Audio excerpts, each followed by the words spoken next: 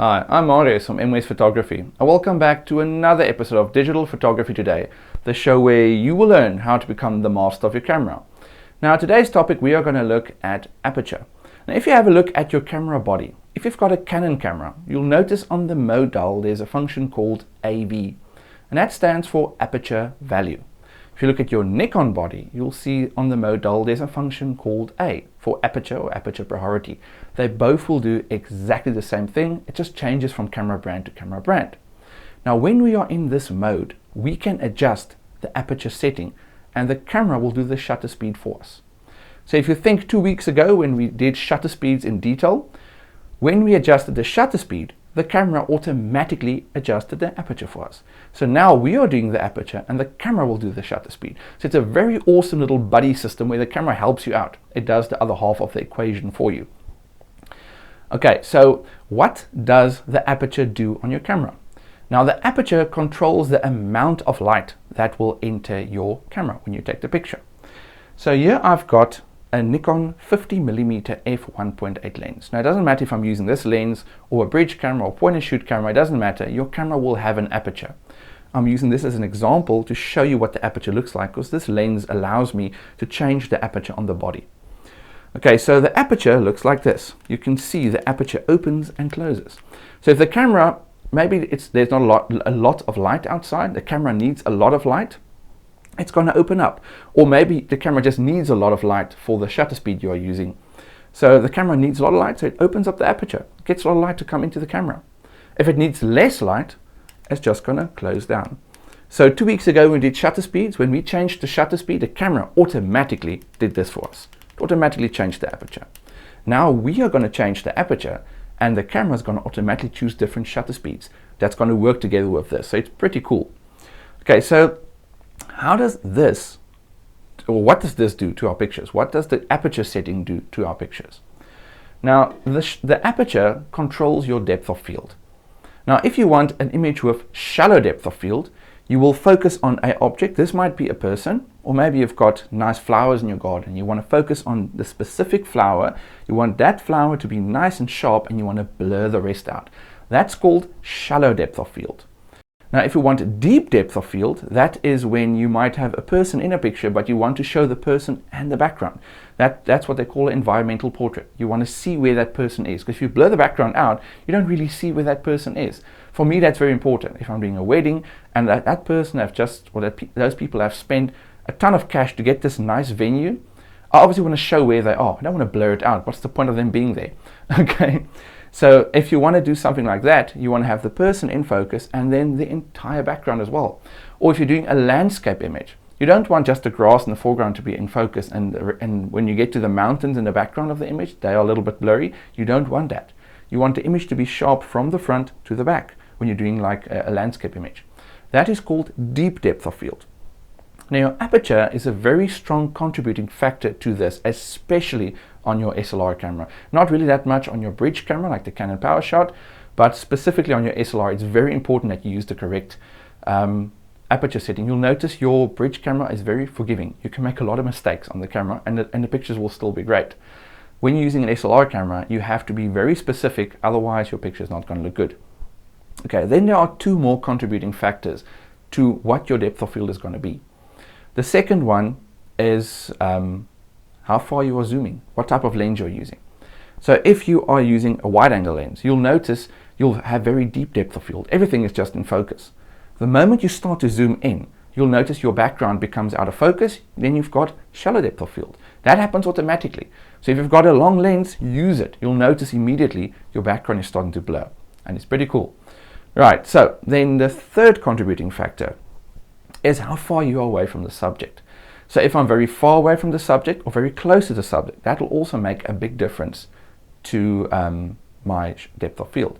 And also if you've got maybe, say this is your scene, you're standing here, the person is standing here, how far the background is away or the obstacles in the background from the subject also makes a difference. So if the subjects are very close to the person, to your to the person you're taking a picture of, if the objects in the background are very close to that person, it'll be less blurred than if it's further away. So you need to look out for stuff like that. How far you are away, which lens you're going to be using, specifically if you're on an SLR. You'll notice that's going to change when we look at the Canon Powershot later in the video. It's going to be a lot different, but we're going to look at the SLR and the bridge to show you exactly how that differs and how it works.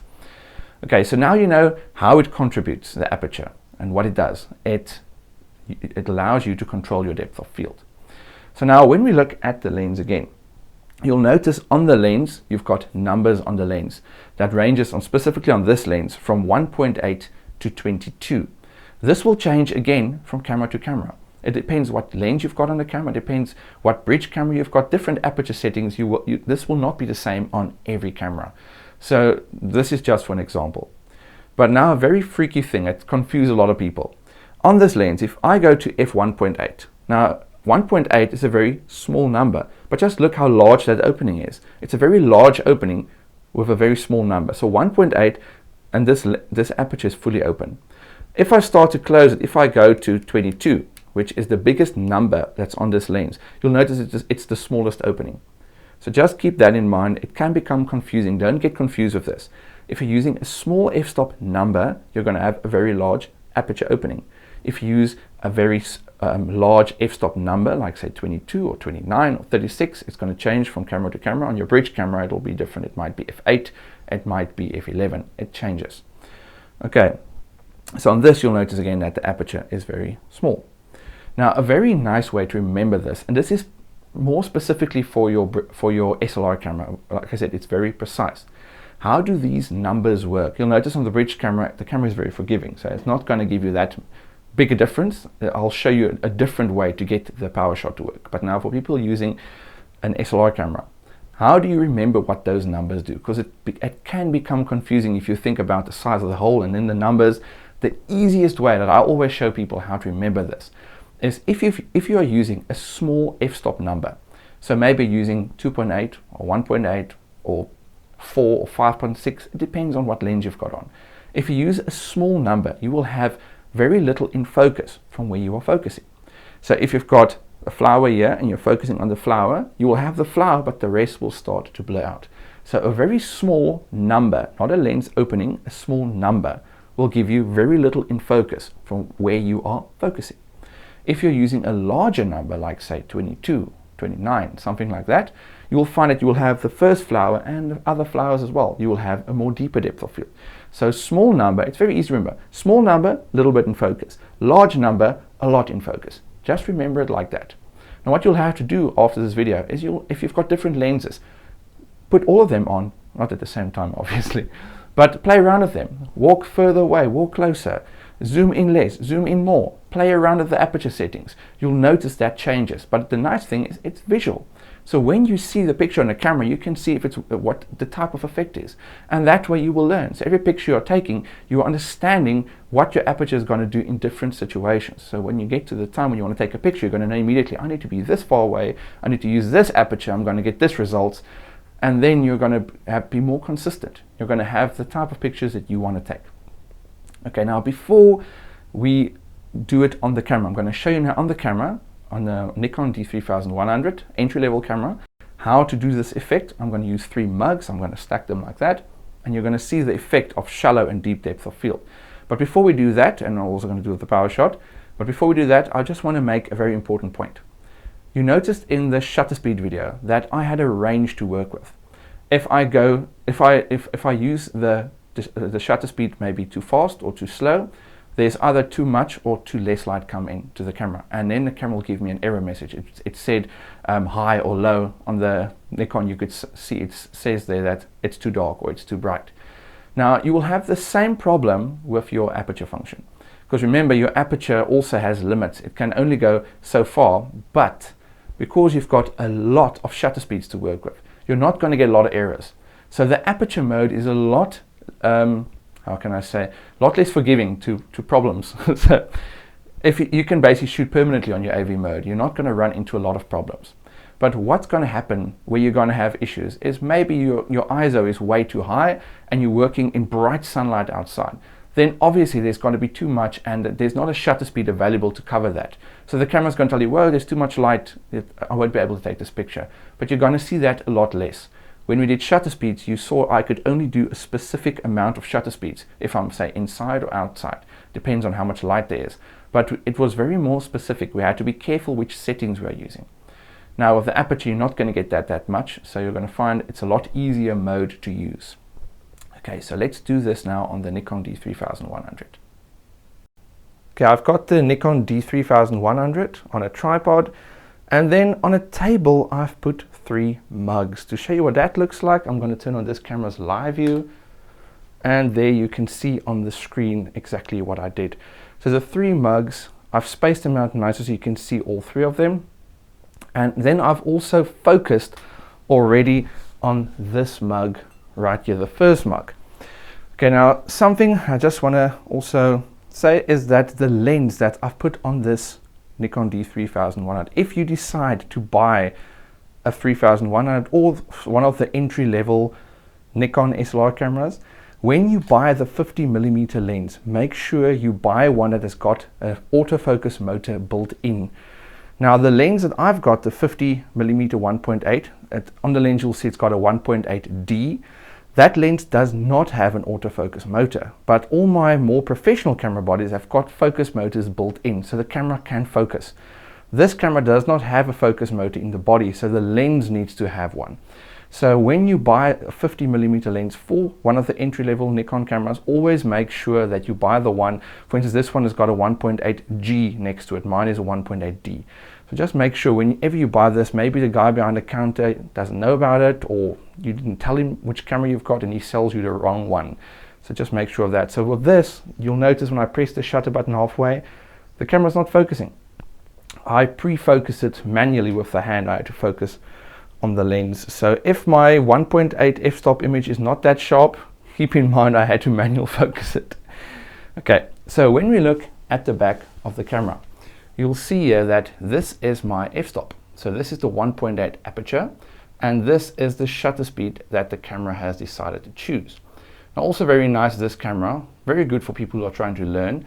You'll see here it's got the aperture right here, and when I change the aperture setting, you'll notice as the number gets larger, the aperture gets smaller, just as I showed you previously on the lens. So when I get to f22, you'll see the aperture is very small, and the shutter speed automatically updates. So while I'm changing the aperture, you'll see the shutter speed is doing its magic. Okay, so what I'm going to do is I'm going to take a picture at f1.8. Now like I said, I pre-focused already on the mugs, specifically the first mug, because that's the one I want to have sharp. So I'm just going to focus, I'm not going to focus, I'm just going to take the picture, and there we have the first one. You'll notice on f1.8, like I said, on f1.8 the object where I focused will be sharp and the rest will be blurred out. Remember the golden rule, a small f-stop number, very little in focus. So now only this mug is in focus and the rest is blurred out. If I increase the aperture, and I do say go to 5.6, you'll notice that there's a little bit more detail in the 2 mugs in the background. You can see a little bit more. If you look at the image, you'll see a little bit more detail on them. If you compare them, there's the 1.8. If you look at the mugs there, and there's the 5.6, you'll see there's more detail on the other 2 mugs. But the focus in the first mug stays the same, because that's where I focused. So if I go to say f11, you'll notice now there's a lot more detail. If I just turn it on permanently, there's a lot more detail on all 3 mugs. And also the background, you can see the background much more clearer if you compare that to say f1.8. Look how blurred the background is there compared to f11 right there. So it makes a big difference when you use your aperture setting. Okay, so if I go to f22, you'll notice the shutter speed was pretty slow, definitely tripod territory, but now all 3 mugs are pin sharp and the background is sharp. So that's how your aperture setting works on an SLR camera. It's very precise. If you compare this one, the f22, to the f1.8, just look at that big difference, especially on the background. If you compare that background, which has got a lot of detail, and you compare it to the f1.8, it's very blurred. And now the focus is on this. So when you want to be creative and choose a specific object in an image and blur the rest out, just use your aperture. Okay, now we're going to go outside and we're going to use the Canon Powershot to see what we can do with that. Okay, I've got the Canon Powershot SX50HS on a tripod, and for the object, as you can see on the screen, I just put a sword and I just stuck it into the ground here. Now the distance here is very important. So it's roughly about 4 to 5 meters away. If you can even get it further away, it's awesome. But with the bridge camera, the distance becomes very important. Now you'll notice when we look at aperture, there you can see AV, so we're on the aperture value mode. When you turn this dial right here, you can see that I've got f4, I've got 4.5, 5, 5.6, 6.3, 7.1, and then f8. So there's not really a lot of apertures that we can really use compared to like the SLR camera. So this is not very precise. It's not going to be as strong the effect as you get on the SLR camera. Now we're not really going to bother then by using the aperture or the f-stop numbers. We're going to work with distances. That's how we're going to get the depth of field that we want. Now as you can see, the contrast is terrible at the moment. The sun is just shining so brightly on the grass, and it's shining on the wall next to that as well. So, but this is the only time I'm recording now, so this is what I'm going to show you to you. So if I focus now on that sword and I take a picture, when we preview this, now I'm shooting wide because you can see it's a wide angle image. If I'm zooming in, there we've got the sword and we've got detail in the branches there. It's not very soft. You can see detail all over the place. So this will be your deep depth of field. If we zoom in quite a lot, so I'm going to start zooming now, and I'm just going to change this camera a little so that we can see the sword here. I'm just struggling now with 2 tripods. I need to move. Okay, here we've got the handle a lot better, and I just need to change this one as well. Okay, so if I focus on, or I zoom very close to this tripod, to the sword, and I focus on that sword, you'll notice the background is very soft. If I take a picture there and I zoom into this, there you can see the sword is very sharp. Now take a look at the background. You'll notice the tree there in the background. It's very nice and blurred. So this gives you the same type of effect that you would get by using a very small f-stop number on an SLR camera. So this can be done. I'm just going to go a little bit down to the blade there. Okay, so if I zoom all the way in, I'm going to focus on the blade and I'm going to take a picture. Now if I preview this, just look at the detail there on the blade and look at that soft green shallow depth of field effect we've got there in the back. So it can be done using a bridge. We just need to work with distance, not really with the aperture numbers. Now say that I want to be closer to the sword, almost like I'm zooming, but I still want to have detail in the background. I don't want to blur the background out. You can do that by just doing the following. Now I need to go closer to the subject, but I can't zoom once I get closer, because then you're immediately going to get shallow depth of field again. So I go closer to the subject, get my composition, and focus and shoot the image.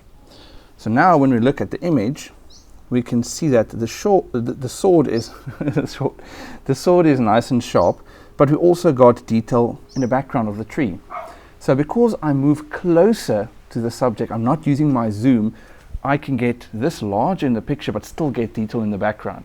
But if I want to blur the background, I just go back a little and start to zoom in, because the moment I start to use this camera zoom lens or just zoom in, immediately the background will start to go out of focus. So basically you've got your shallow depth of field. Okay, that's all for this week's episode on Aperture, and I hope you have learned a lot as to how to control shallow and deep depth of field so that you can change the look and feel of your image to make it really that much more stronger and better. Okay, if you have any photographic questions, please send it to askmwest@mwest.co.za and we will try to answer it for you in a future episode.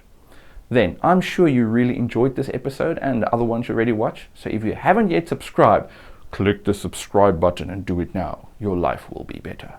Okay, so subscribe to the channel and get the episodes as they come out.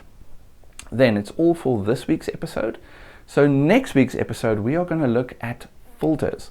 So we're going to look at the UV filter that you put on the camera. We're going to look at ND filter, polarizer filter, all the different types of filters that I use, why I use them. And then also I'm going to talk about the adapter that fits on the Canon Powershot, that I'm sure a lot of people will like to know what I bought and where I bought it, so you can attach filters to your Canon Powershot. So then I will see you next week. Bye.